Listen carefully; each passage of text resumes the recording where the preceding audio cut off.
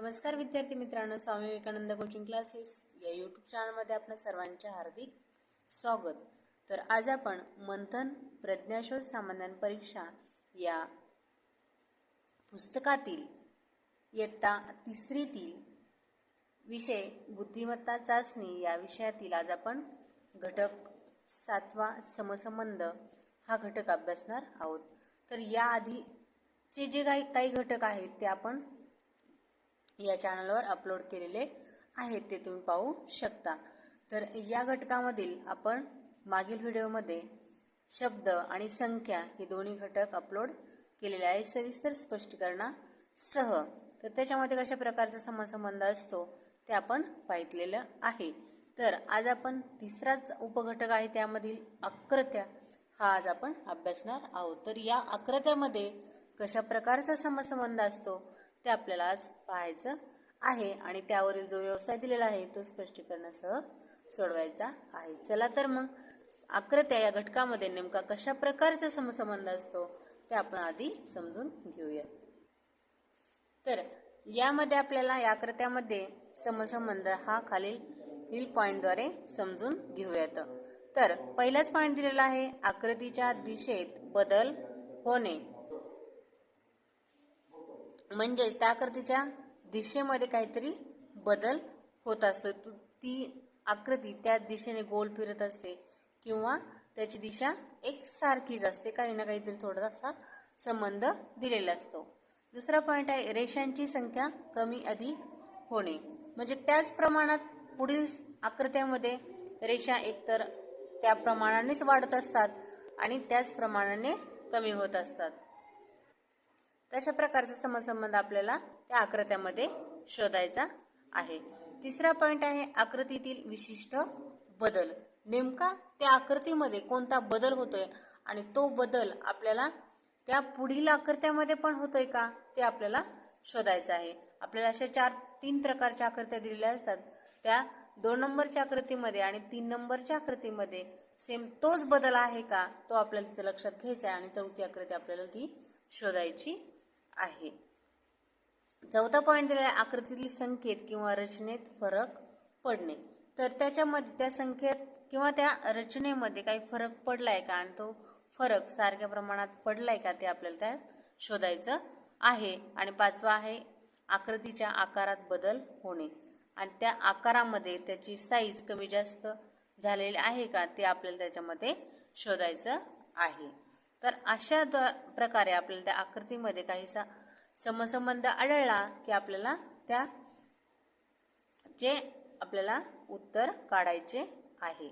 चला तर मग आपल्याला व्यवसाय कशा प्रकारे दिलेला आहे ते आपण समजून घेऊयात। तर इथे आपल्याला एक नमुना प्रश्न दिलेला आहे, तो सगळ्यात प्रथम आधी आपण समजून घेऊयात।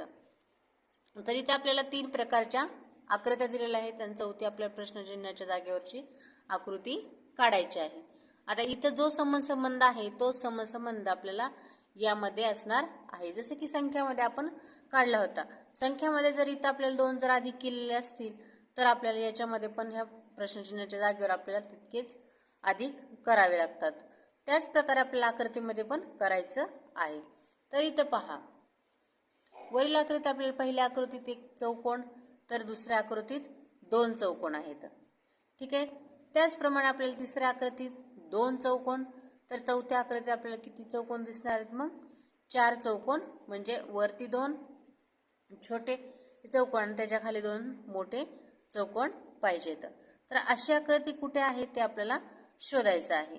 तर इथं आपल्याला त्या आकृतीच्या वर काय दिलेलं आहे, छोटा चौकोन दिलेला आहे। मग इथं पण आपल्याला काय करायचं आहे, वरी छोटे असे कुठे आहेत ते आपल्याला या पर्यायामध्ये शोधायचं आहे। तर इथं आपल्याला सेम पहिली आकृती खाली दिलेली आहे, इथं पण या पहिल्या आकृती आपल्याला इथं खाली घ्यायच्या आहेत। मग अशा आकृती आपल्याला या आकृतीमध्ये आहे, ती सेम आकृती आपल्याला इथं खाली दिलेल्या आहेत। इथं पण सेम तसं दिलंय, परंतु इथं आपल्याला त्या आकृत्या ज्या आहेत त्या वरती दिलेल्या आहेत, आपल्याला पाहिजे तर खाली, आणि त्याच्यापेक्षा छोट्या आकृत्या आपल्याला वरच्या बाजूला पाहिजेत। म्हणून अशा प्रकारचे आपले आन्सर येणार आहे पर्याय क्रमांक 3। अशा प्रकारचा समसंबंध आपल्याला आकृतीमध्ये शोधायचा आहे, म्हणून याचा आन्सर आहे पर्याय 3। तर व्यवसायामधील आपल्याला पहिलाच प्रश्न आहे, तर प्रश्न 1 ते 15 साठी ही सूचना दिलेली आहे. खालील प्रश्नात पहिल्या आकृती पदाचा दुसऱ्या आकृती पदाशी जसा संबंध आहे तसाच संबंध तिसऱ्या आकृती पदाचा चौथ्या आकृती पदाशी आहे. यावरून प्रश्नाच्या जागी येणारा योग्य आकृती पर्याय शोधा. तर त्यातील पहिलाच प्रश्न आहे आपला. इथे आपल्याला त्रिकोण दिलेला आहे, दुसऱ्या आकृतीमध्ये पण त्रिकोणच आहे, परंतु आपल्याला त्रिकोणाची काय झालेली आहे, बाजू दिशा ही बदललेली आहे. याची आपल्याला हा टोक वरच्या बाजूने आहे, तर ही तर आपल्याला खाली दिलेला आहे. मग आपल्याला सेम तीच तिथं क्रिया करायची आहे. जे हा जिथं पंचकोन दिलेला आहे तो पंचकोनाचा हा टोक जो आहे आपल्याला खाली घ्यायचा आहे. तर अशी आकृती आपल्याला कुठे आहे, तर अशी आकृती आपल्याला पर्याय क्रमांक 2 मध्ये आहे. म्हणून आन्सर येणार आहे पर्याय क्रमांक 2. प्रश्न क्रमांक 2. तर इथं आपल्याला टी दिलेला आहे आणि इथे आपल्याला त्याच जेवढे इतर रेषांचा भाग दिलेला आहे तेवढेच इतर रेषा दिलेल्या आहेत, परंतु या रेषा कशा विभाजन केलेलं आहे ते आपल्याला व्यवस्थित निरीक्षण करायचं आहे. तर इथं जर तुम्ही पाहितलं तर इथं आपल्याला बघायचे, तर इथं टी इथं दिलेला आहे. तर ह्या टीचा फक्त हा भाग काय केलेला आहे, इथे खाली घेतलेला आहे. मग सेम तेच आपल्याला इथे करायचं आहे. तर इथं काय केलेलं आहे, हा टी जर आपण असा घेतलाय तर हा आपलं थोडक्यात आपण थोडासा स्टँड करायचा आहे त्याला, आणि मग उत्तर लक्षात घेऊन तो स्टँड पद्धतीने ठेवायचा आहे. तर जर स्टँड पद्धतीने आपण जर असा ठेवला तर आपल्याला हा भाग इथं खाली जाणार आहे, ठीक आहे, या भागासारखाच, आणि हा भाग या बाजूला जाणार आहे. तर याला जर मग आपण उलट केलं तर हा भाग आपल्याला हा असा होणार आहे.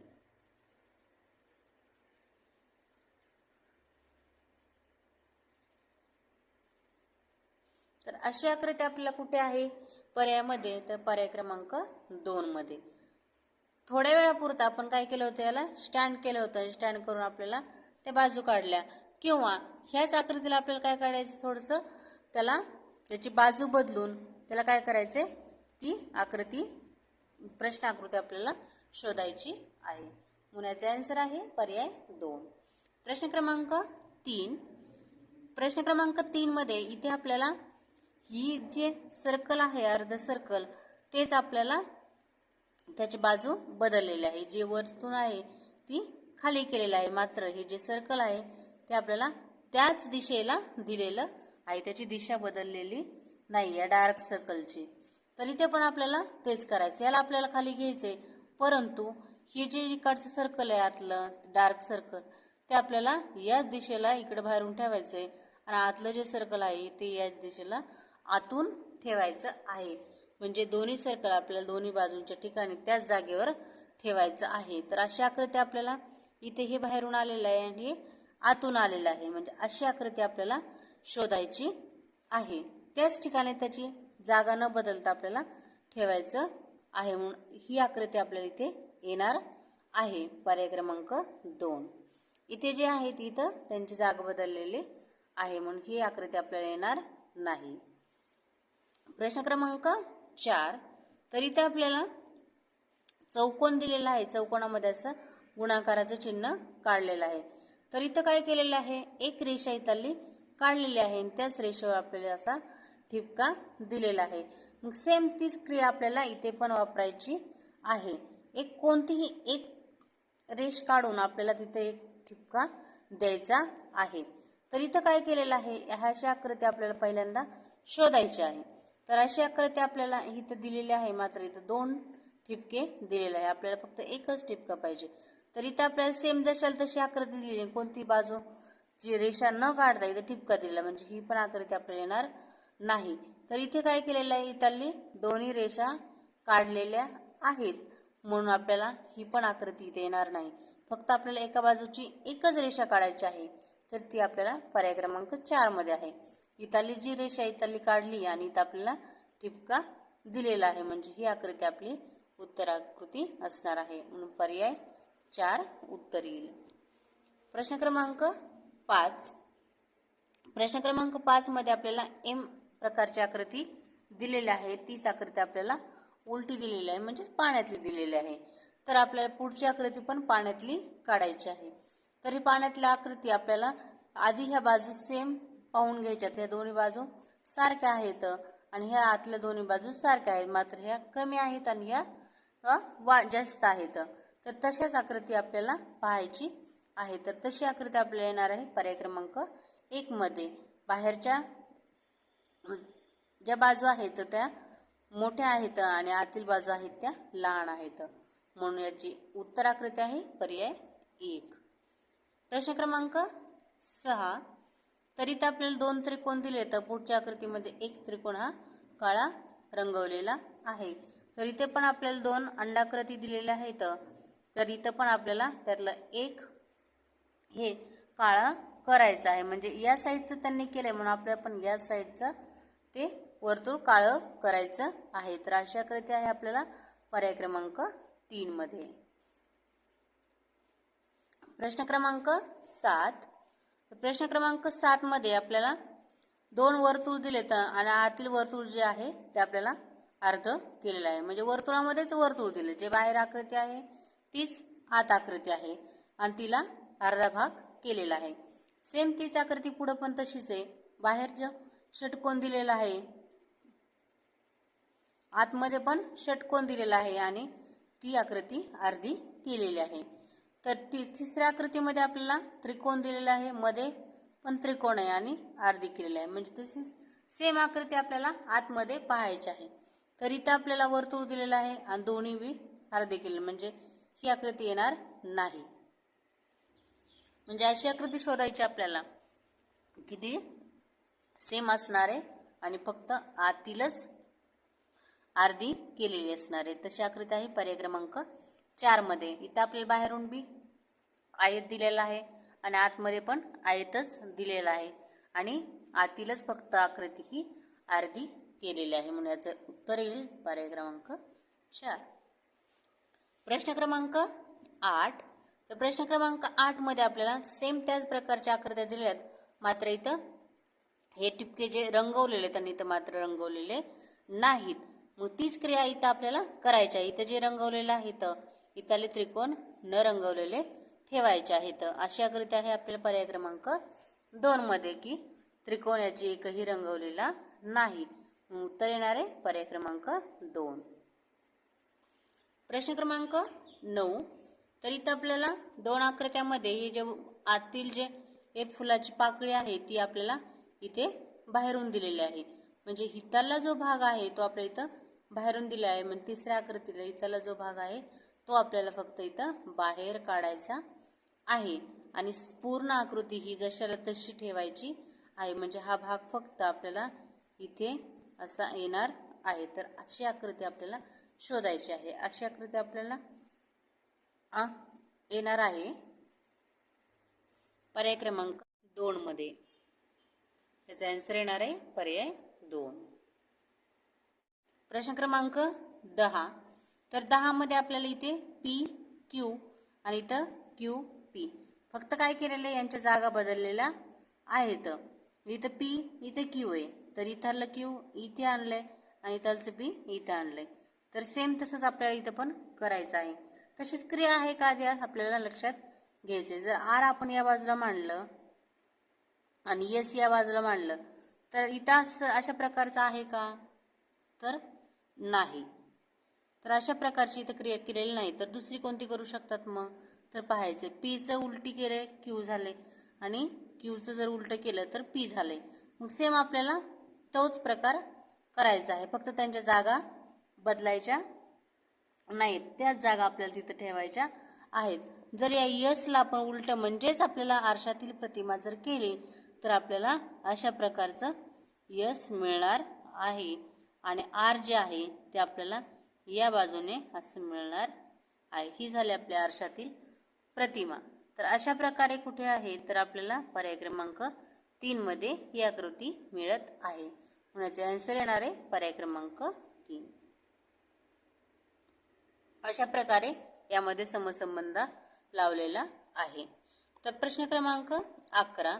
तर इथं आपल्याला हे दोन्ही बाण हे वरच्या बाजूने आहेत, तर इथे आपल्याला या बाजूने उजव्या बाजूने दिलेले दिसत आहेत. तर सेम आपल्याला इथे पण तेच करायचे. इथे आपल्याला खालच्या बाजूने जर बाण गेलेले दिसत आहेत तर आपल्याला त्याची दिशा बदलायची आहे. जर वर गेले तर उजव्या बाजूने आणि खाली गेले तर आपल्याला डाव्या बाजूने दिशा दाखवायची आहे. म्हणून याचे आन्सर येणार आहे पर्याय क्रमांक 1. प्रश्न क्रमांक 12.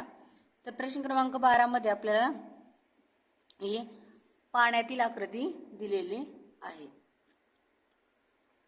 तर इथला जो बाण आहे तो वरच्या बाजूला गेलेला आहे आणि हा टिपका जो पण आहे तो वरच्या बाजूला आहे. म्हणून यावरून आपल्याला समजायचंय की ही पाण्यातील आकृती आहे म्हणून. तर प्रत्येक बाण हा आपल्याला त्याची दिशा बदलली आहे. खालील भाग हा वर गेला आणि वरील भाग खाली गेलेला आहे. म्हणून आपल्याला इथे पण या आकृतीमध्ये पाण्यातील आकृती शोधायची आहे. तर पाण्यातील आकृती शोधण्यासाठी आपल्याला कोणताही एक भाग आपल्याला लक्षात घ्यायचा आहे. जर आपण हा भाग लक्षात घेतला, हा बाण, तर हा बाण आपल्याला पाण्यातील आकृतीमध्ये काय होणार आहे, वर जाणार आहे. म्हणजे या दिशेने कुठंतरी तो जाणार आहे. तर अशी आकृती आपल्याला कुठे दिलेली आहे, तर अशी आकृती आपल्याला पर्याय क्रमांक 2 मध्ये दिलेली आहे. कारण की याच्यामध्ये आपल्याला त्याच प्रकारे दिलेला आहे बाण. 3 आणि 4 मध्ये आपल्याला या बाजूने हा बाण दिलेला आहे. त्याच्यामुळे आपल्याला पर्याय क्रमांक 2 मध्येच ही आकृती मिळणार आहे. त्यामुळे पाण्यातील आकृती शोधताना आपल्याला कोणतीही एकच बाजू लक्षात घ्यायची. कारण की एक बाजू जर लक्षात घेतली तर आपल्याला कन्फ्युजन कमी होतं. त्याच्यामुळे एकच बाजू आपल्याला लक्षात घ्यायची. त्यामुळे याचं उत्तर आहे पर्याय क्रमांक 2. प्रश्न क्रमांक 13. तर 13 मध्ये आपल्याला इथं 2 आकृत्या दिलेल्या आहेत. त्या 2 आकृत्यामध्ये समसंबंध एवढाच आहे की आपल्याला इथे जे असं वर्तुळ दिलेलं आहे तेच वर्तुळ आपल्याला इथे पण दिलेलं आहे, मात्र त्या वर्तुळामध्ये वर्तुळ काढलेलं आहे. तर सेम आपल्याला इथे पण तेच करायचं आहे. तर या बाजूच्या ज्या रेषा आहेत सेम जशाल तशा ठेवायच्या आहे, मात्र या वर्तुळामध्येच वर्तुळ आपल्याला काढायचं आहे. तर तसं आहे आपल्याला पर्याय क्रमांक 3 मध्ये. त्या वर्तुळ सेम जी बाजू आहे त्या सारख्या आहेत, मात्र या वर्तुळामध्ये इथं वर्तुळ दिलेलं आहे. म्हणून याचं उत्तर आहे पर्याय क्रमांक 3. प्रश्न क्रमांक 14. तर इथं आपल्याला या प्रकारचा त्रिकोण दिलेला आहे. तर इथं आपल्याला या प्रकारचा त्रिकोण दिलेला आहे. तर इथे जो आहे तो आपल्याला ती बाजू कशा बदलल्या ते आपल्याला लक्षात घ्यायच्या आहेत. तर इथली जी बाजू आहे सेम आपल्याला त्याचप्रमाणे खाली आलेली आहे आणि ही जी बाजू आहे आपल्याला सरळ ती या बाजूला गेलेली आहे. म्हणजे ही सरळ बाजू आपल्याला विरुद्ध दिशेने गेलेला आहे. तिकडच्या फक्त या दिशा बदललेल्या आहेत. तर सेम आपल्याला त्यांच्या त्या दिशा इथे बदलायच्या आहेत. तर तुम्ही म्हणता आता इथं दिशा कशा बदलायच्या, तर याची दिशा तुम्ही बदलून टाका. याला काय करायचं आपल्याला, ही पूर्ण दिशा बदलली ना, याची पण दिशा बदल, म्हणजे याला पण तुम्ही काय करायचे, पलटी करायचे. तर याला जर आपण पलटी केलं तर एक तर या साईडने जाईल. म्हणजे पर्याय क्रमांक 3 या प्रकारची आकृती आपल्याला अशी ही मिळायला पाहिजे. तर ती त्याच प्रकारे उत्तर निघते का ते पण आपल्याला शोधायचं आहे. जर आपण ही आकृती जर अशा प्रकारे जर इकडून पलटली तरी काय काय काय होणार आहे, त्याच प्रकारे ती राहणार आहे. पण तशी तर आकृती आपल्याला इथे कुठेच दिलेली नाही. याचा अर्थ आपण बरोबर दिशेने चाललेलो आहोत. म्हणून याचं उत्तर येणार आहे पर्याय क्रमांक 3. अशा प्रकारे आपल्याला थोडंसं कन्फ्युजन झालं तर ते आपल्याला अशा पद्धतीने बाजूला काढायचं आहे. प्रश्न क्रमांक 15. तर प्रश्न क्रमांक 15 मध्ये इथं आपल्याला चौकोन दिलेला आहे. चौकोनामध्ये आपल्याला अशा आडव्या प्रकारच्या रेषा दिलेल्या आहेत.